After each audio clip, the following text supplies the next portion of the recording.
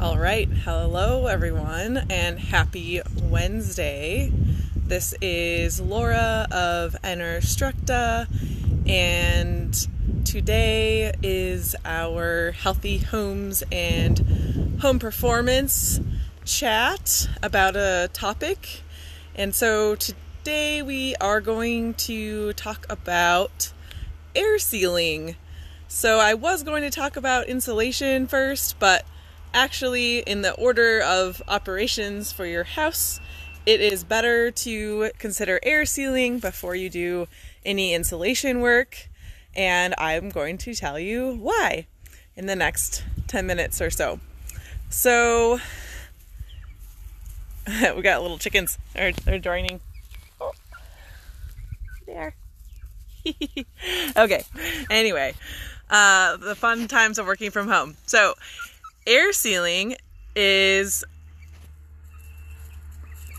requires different types of strategies. So you might think of using caulk or foam or possibly rigid material in combination with both of those things. It could also include gaskets.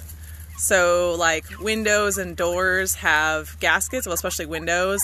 Doors generally have weather stripping.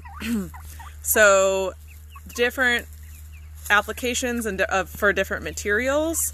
So in your home, some things you can do are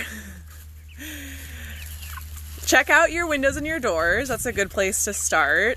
So for doors, look to see if you have weather stripping around the sides and the top of the door and see what kind of condition that's in. So as weather stripping gets exposed to sunlight, it can degrade from the UV. So over time you might want to replace that, and some weather stripping is integrated into the actual door and might need to be special ordered. Otherwise, you might be able to, most commonly could be a separate item, and so it could be installed around the door, and there's lots of videos out there you can learn how to actually do this. So you can go out to your local home improvement store and buy weather stripping in different colors to match the paint on your door and your trim, or possibly paint it itself. So that's kind of an relatively easy task for the homeowner, and maybe that would cost you about $20 or something like that, depending on what kind of materials you are looking for. So, and really the tools needed for that are a drill, possibly hammer, tape measure, something to cut the weather stripping. Then the other piece, so that's 3 sides of the door. And so the other piece is going to be the bottom of the door, and typically the weather stripping is installed to the frame, the jamb of the door, so not the door itself, but the frame that's around it. And then the door underneath, we call it the sweep, the door sweep. And so the door sweep actually gets installed attached to the door, so that when you close the door, the sweep closes the gap between this door and the threshold that is attached to the floor. So door sweeps come in different types. Generally, there's like a rubber bottom to them. Sometimes you can screw or nail them to the face of the door. Some of them get attached to the underside of the door. So there's different systems out there. So making sure all of your exterior doors have both weather stripping around the sides and the top, and then a door sweep underneath. So that will help your doors from being drafty in your home and, wasting your heated or cooled air that's inside your house and having to replace that. So doors. So that's more for like a solid door or a door with like a light in it versus a door like a patio door that's a slider door that's more like a window. So from here, we'll talk about windows. So over time, windows, depending on how they're installed, they generally, in new construction, they will get sealed to, they'll have like a bead of caulk around the sides and the top on the outside to help prevent air leaks. And then on the inside, between the window and the wood frame of the window, they will put caulk, baccarat, foam, or combination of any and all of those to help seal the air from moving inside to outside in that space. So unless, and then likely it's going to be trimmed out, or there will be drywall, or, you know, every house is different. So generally, in both of those places, you won't really have access to in a finished house unless you are doing a remodel and you are pulling off the drywall or pulling off the siding, or, you know, one of those two things. So without doing those things, what you can do on the inside and the outside is check around the trim to see if that joint is sealed. So you can tell if there's a crack there and there's like an air gap. Then you can use caulk if it's a smaller gap, or some foam if it's a bigger gap, to help seal off the trim to the siding on the outside, or the trim to the drywall on the inside, or if you have a different wall covering. And the caulk is something that degrades over time. So on the outside, you want to make sure you have a weather resistant, more heavy duty type of caulk. And then on the inside, maybe even with silicone. And then on the inside, you can have something that is, you know, like a latex based caulk that you can paint over. So that's windows and doors. The other areas that you can do for an existing home to check for leaks are any plumbing and electrical penetrations. So let's talk about the foundation first. So we'll start from the bottom and work our way up. So if your house is on a slab or over a crawl space, so that means there's air underneath the house, like there's a little cavity of space underneath, then any wires that are going down there, or plumbing or gas pipes that are going through the floor, you want to make sure that those are sealed off as well. So especially like one common area is like underneath tubs, they'll cut a big hole out of the subfloor, and then all the water pipes will go down into the crawl space, and that often gets forgotten to be resealed back up. And some of those holes are bigger, so you might want to add a piece of rigid material such as foam insulation, foam board insulation, and then or plywood or OSB, some kind of sheet good there that's a solid barrier, and then mechanically fasten that with nails or screws, and then add foam or caulk around the edges of that so it creates a good seal.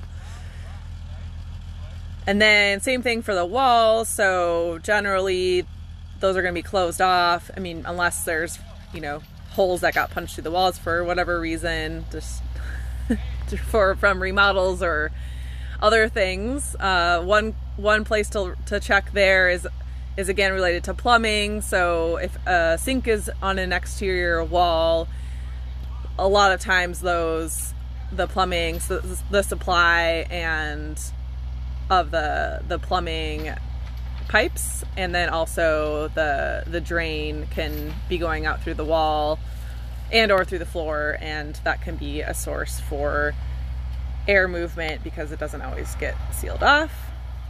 So check that. And then your outlets in your walls, so your switch and your switches as well, those can have, depending on what's around them, so you might have drywall, you might have lath and plaster. So the boxes that where the box meets the wall covering, that can often be an air gap. There can be an air gap around that. So again, you want to be safe, work safely around any electrical outlets. So you might want to do this during the day when it's light outside and temporarily turn off the power, just to be extra safe, because you don't want to potentially hurt yourself while you're going around and sealing off your outlets. So definitely work safely if you're going to do this yourself, but you can caulk from between the outlet and the box, or the outlet and the wall covering the drywall, and help seal off that air leak. In addition, if you don't, the other thing you can do, again, make sure the power's off, is you can take off the plate of your outlets and your switches, and you can install gaskets. They're like a foam gasket material, and then you can put that on top over the receptacle, and then put the cover back on, and that can help with leaks that are coming from the back of the boxes where the wiring is poking out into the wall.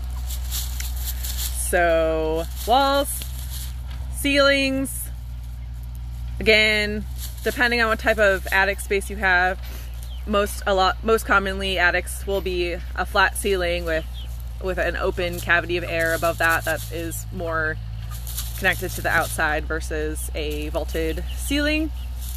So any wires that are coming up there, a lot of times you will have some sort of insulation up there, especially in newer homes. So you might be disturbing some of the insulation as you move up there. So you'll have to, wear your personal protective equipment, especially in both attics and crawl spaces, so you're not breathing in potential contaminants there.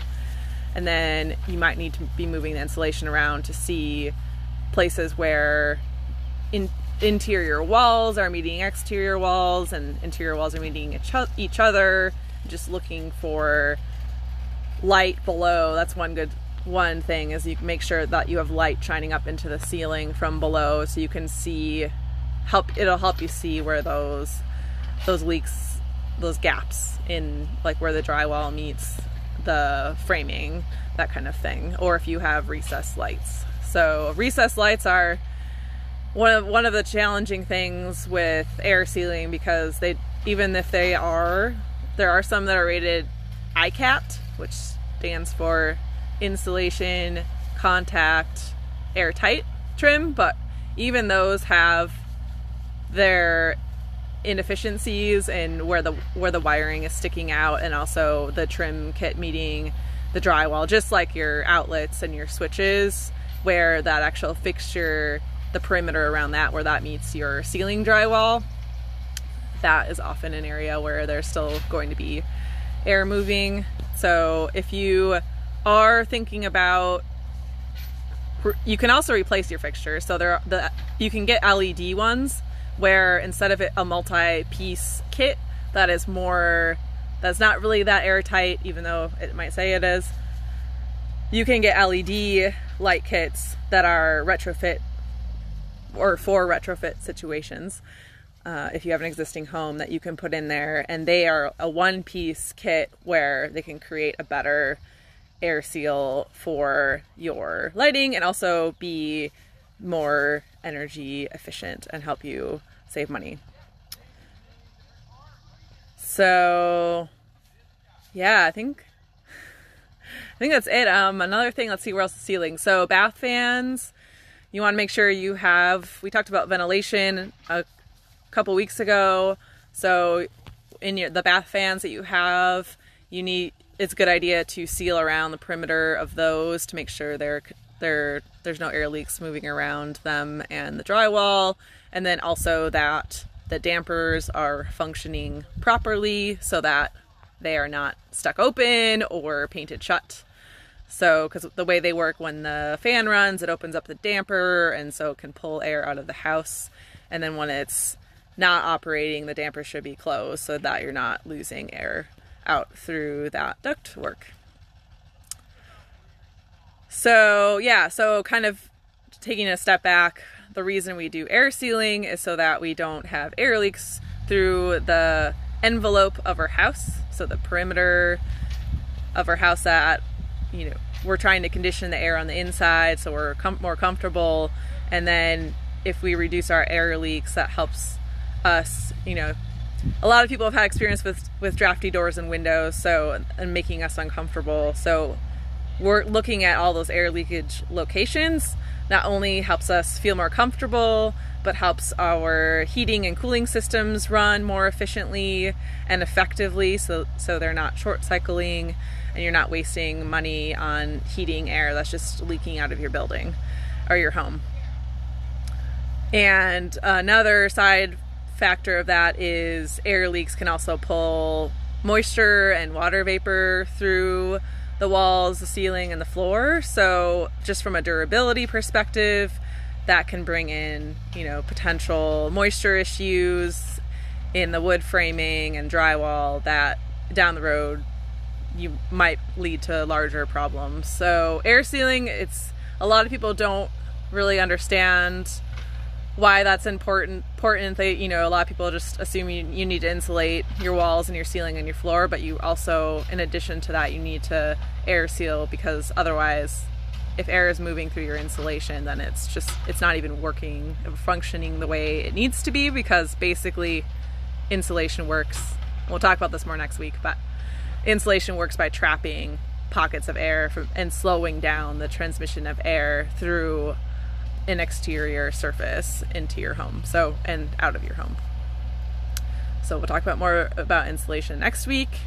And thanks for listening in today. I just kind of ad-lib these things, so I know if that felt like confusing or you want to ask me more questions, feel free to reach out to me here on my Facebook page.